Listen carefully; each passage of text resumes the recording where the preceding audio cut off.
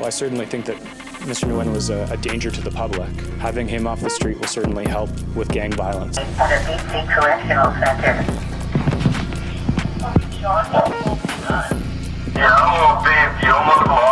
Good morning. More gun violence in Surrey overnight, a city that has seen more than 24 shootings over the last 2 months. I had to take off the stock. My mama told me you better keep it low.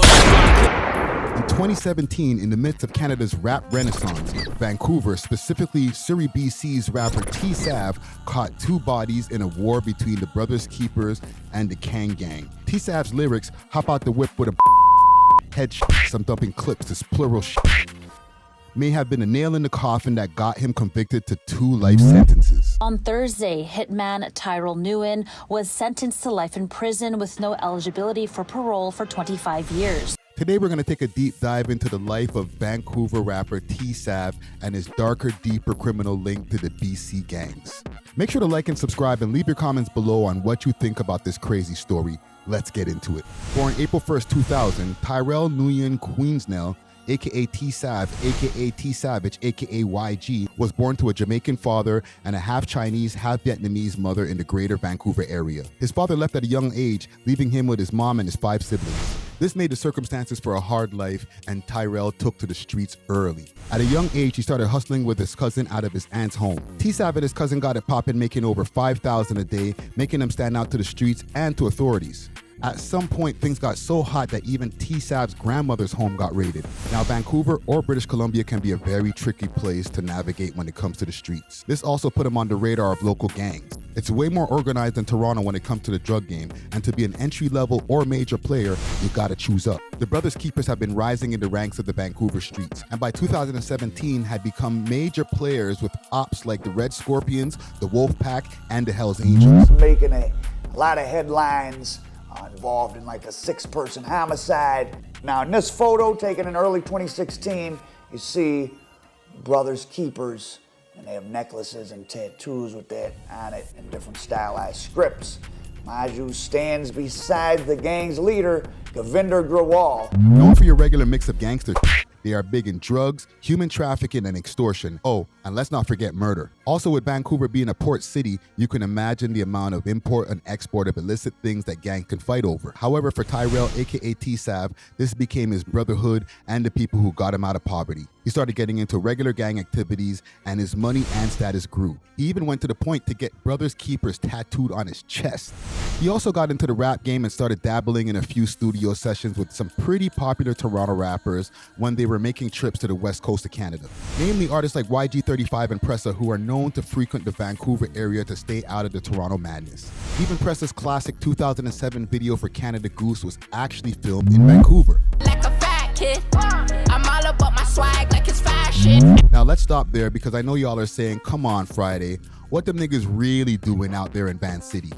All I can say is that there's a plethora of deep dive YouTube videos y'all can watch on the Wassas' alleged ties in Vancouver, including the fact that multiple members have been killed or arrested on the west side of Canada, including Toronto rapper YS and 22 Neat, both lost to death and incarceration. Other than that, y'all gotta do your own research on that part.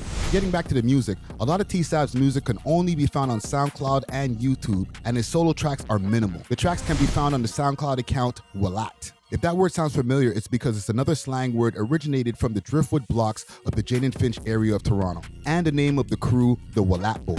Honestly, you're so lucky that you asked that question because the 2 people that made Wlatt Boys is right here. So you know, we like, honestly, it took a minute, but like, yeah, but we made sure we made everyone decision on top. Yeah, of it, like you know, I mean? So it's not like, you know, it's a group thing. But then we said, does this look neat with you too? You know what I mean? Before I like got like the Wlatt Boys and like the idea, and then he was coming with the logo and all of that too. So it's just like, okay, yo, like fam, me and this guy were sitting there for at least 5 days saying like, what are we gonna make our group? Because either way, on January 1st, 2021, the first song Tsav appeared on was Demons alongside YG35 and fellow Vancouver artist 32 Times, who needs his own video, by the way. Dope with the best, shout out with the rest. I feel it, DJ Khaled, cause we the best. Real killers in the flesh, smoking on your friend. The track sits at 169,000 streams at the time of this recording, which is pretty dope for your first tune. His second track, Price Tag featuring Pressa, was uploaded around the same time. Life of a hit, I cash it, don't get your life back. 2 clips, 40 cal, I heard that he don't like that. Also at that time is when Tsav recorded his first and only solo song, My Life, which will come up later in the video in this case. With new friends, money, and backing, everything seemed to be going good for the young Tyrell. However, the streets never stay calm, and Tsav would be called on to be a real savage to take his criminal career to the next level. In place, members attended and located Randy Kang deceased.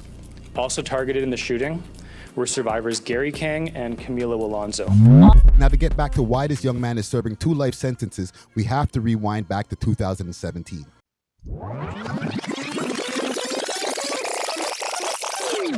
Also, even though a lot of parties found guilty are currently incarcerated, Tsav still claims his innocence on the matter. At the time, and probably to this day, the Brothers Keepers were in a war with the Red Scorpion Associates, the Kang or Bebo Gang. The 2 gangs fought over territory, and a lot of times things got bloody. At one point, a major leader in the Brothers Keepers named Gavin Graywall, aka Gigi, took a major loss when his brother was allegedly murdered by a member of the Kang gang, namely Gary and Randy Kang. From there, retaliation was a must, and he allegedly offered to pay Tsav $100,000 to avenge the death. Apparently, Tsav was way closer with the Kang brothers to the point that he even spent Thanksgiving dinner with the Kang brothers weeks prior to when it all went down.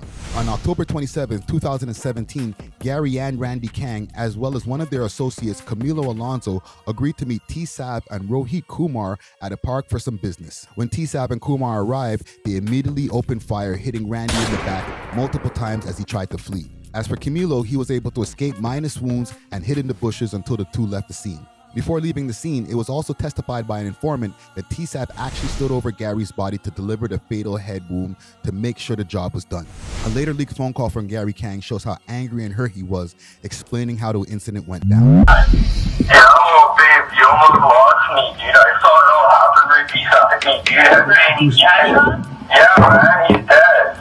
You know what's not all over my face and my body, babe. I ran through body. I ran through thorn bushes and shit. Oh, you don't have to say the name, babe. What was it? Through the phone calls, it was also extremely evident the racial tensions that are underlying in a lot of these beefs, and a lot of disturbing racial slurs were used towards Tsav from both the South Asian Gary Kang and the woman on the call. Yeah, it was that big thing, man. He called the dog over there. Who knows? 100%. Alright, him and that little half-naked best friend. At this point, the Vancouver streets were on fire, with multiple shootings happening weekly. On December 23rd of 2017, Gigi was in his North Vancouver apartment when a Lexus RX 350 and a Nissan Titan with 2 South Asian men pulled up to the building. They gained entry and made their way to the apartment, where they ambushed and assassinated Gigi in cold blood. This set off a lot of talk in the streets and the rap scene with the growing wave of the drill music movement. People were making fun of Gigi online to the point that a song was made containing the 911 call to ambulance from when Gigi was murdered. Tell that he's what? Shot. He's been shot. Okay. Anybody else in the house apart from you? No. Okay, is there a gun there at all? No, there isn't. Okay. Okay, is he cold or anything like that? Yeah, he's cold. What's your brother's name? Yeah, give him the drill. The passing of Gigi hurt Tsav immensely, and he even took it to the booth promising retaliation. Bro, we won't stop till we kill you niggas. They took Gigi from us, realest trapper ever living. I swear we riding out for you till they all ain't living. With the rise of the drill music movement in Canada in 2017 and 18, things got worse, with songs and social media posts telling the tales of the streets. At this point, Tsav was less of a rapper and more of a full-time alleged hitter, and even though the loss of Gigi was heavy, I'm sure the $100K he received months before made things a little easier. However, he'd be called on again to go on another drill. This time he'd be called on to take out another op, Jagvir Malhi. On November 12, 2018, Jagvir Malhi, Amarit's 19-year-old brother, a criminology student and a star basketball player for the University of Fraser Valley, BC, was driving on his way to school. As he drove down the street past an elementary school that was closed for the Remembrance Day holiday, Jagvir was rear-ended by a dark blue Acura TL. As soon as Jagvir stopped and jumped out the car to see what happened, 2 men jumped out the Acura and sent a flurry of shots, striking Jagvir 8 times. The assailants jumped back in their Acura and sped off. They drove from Abbotsford to nearby Surrey to burn the car. The only thing is the assailants should have made sure that the car finished burning, because shortly after they left the area, neighbors in the area saw the car on fire and put out the blaze, in turn preserving valuable evidence that will come into play later on in this story. After the murder, Tsav and his accomplice Rohit Kumar had to lay low. They fled to the neighboring province of Alberta to the city of Edmonton. This would bring us back to between the times of 2017 and 2019 when Tsav started getting more serious about making music. It would be during these years that the drill music scene flourished in Toronto, Montreal, and Vancouver. This is the time I mentioned earlier in the video when Tsav linked up with Pressa, YG, and J Neat. At this time, he also linked up with fellow BC rapper 32 Times. However, 32 Times ended up going on the run for a murder and got arrested in Seattle months later. As I mentioned earlier, Tsav managed to record the previously mentioned Demons with YG and 32 Times, and also Price Tags with Pressa, as well as Nobodies with 32 Times and OMT Nate. Cooler 762s make it whip flip twice. I really love Glocks, but I fell in love with chop. At the time, he recorded the infamous solo song My Life, as well as a snippet of a song that you could only find on the aforementioned Wlatt Soundcloud. Trap phone steady ringing, nigga. Money get it by the 1,000, nigga. A boogie with a hoodie, yeah, I'm really drowning, nigga. I spray your bitch with champagne. Authorities were getting tired of this shit, so the Vancouver Police and the RCMP, the Royal Canadian Mounted Police, started to investigate deeper. They needed somebody on the inside, and that's when they found the right one. This takes us to A.B. A.B. was the only name that I was able to find from my research for this man in order for his protection, but A.B. became an integral part of finally catching up to Tsav.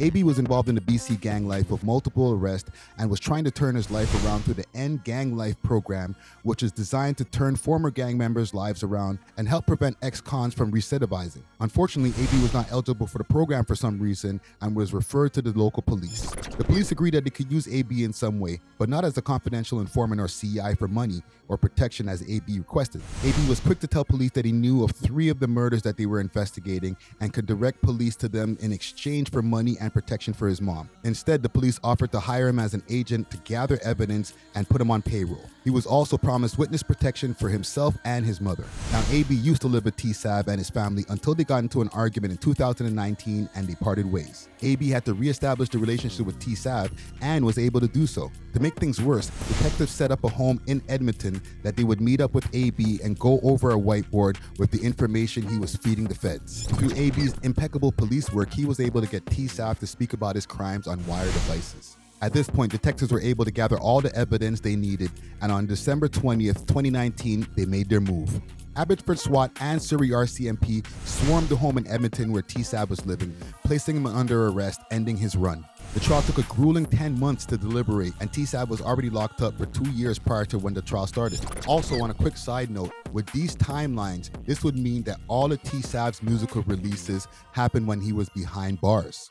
During the trial, evidence was brought forward to pin the murders of Randy Kang and Jagvir Malhi on Tsav. This is when prosecutors brought up the evidence of the unburned car from the murder of Jagvir, including the gloves and firearms. The informant A.B.'s information was almost not able to be used due to his credibility being in question after being arrested for attempt murder while under witness protection. The judge allowed A.B.'s evidence as well as music from Tsav, including his solo song, My Life. The prosecutor claimed that lyrics like, "Hop out the whip with the burner, bitch," "Headshot," "I'm dumping clips," plural shit, and "They took Gigi from us, the realest trapper living. I swear we riding out for you till they all ain't living." Talk to murder shit. Hop out the whip with the burner, bitch. I'm dumping clips, that's plural shit. Hold up, yo. As well as, "I caught my first body when you was in school. Brother's keeper, that's a life contract, little nigga." On November 27, 2023, with the unsurmounted amount of evidence presented in the trial, the Crown prosecutor was able to convict Tsav for the slaying of Randy Kang and Jagvir Malhi. On January 11, 2024, Tsav was sentenced to life in prison with no eligibility of parole for 25 years. I want to send an RIP and condolences for the lives lost in this grim story as well as their loved ones. Please like and subscribe and leave your comments below. And kids, stay in school and stay out of gangs. Peace. We love hip hop.